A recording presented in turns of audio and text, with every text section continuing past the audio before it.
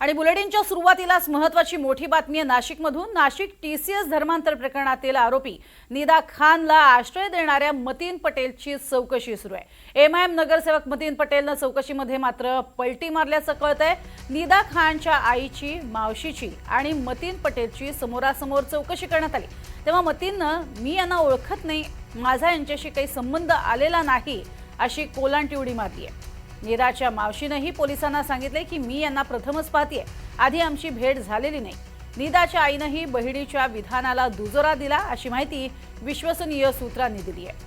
अधिक माहिती घेऊयात, राहुल वाघ आमचे प्रतिनिधी आपल्या सोबत आहेत। राहुल, या संपूर्ण प्रकरणामध्ये पलटी मारलेली आहे असं कळतंय, पटेल यांनी काय अधिक माहिती?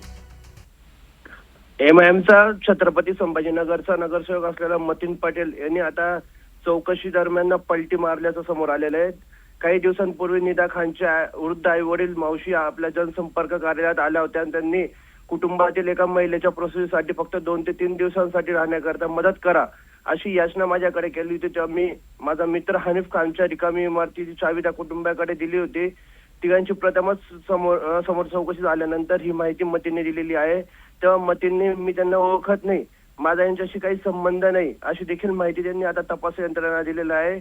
त्यांनी चक्क आता कोणते उड्या मारल्यामुळे या प्रकरणाला एक नवीन वळण देखील लागण्याची शक्यता आहे। प्रज्ञा, नक्कीच तुर्तास धन्यवाद या संपूर्ण माहितीसाठी। तर एकीकडे आधी दिलेली माहिती आणि आता प्रत्यक्षात जेव्हा समोरासमोर चौकशी झाली त्यावेळेला मात्र या सगळ्यांनीच एकमेकांना ओळखत नसल्याचं सांगितलेलं आहे आणि याआधी एकमेकांची भेट झाल्याची माहिती ही पोलिसांकडे आलेली होती।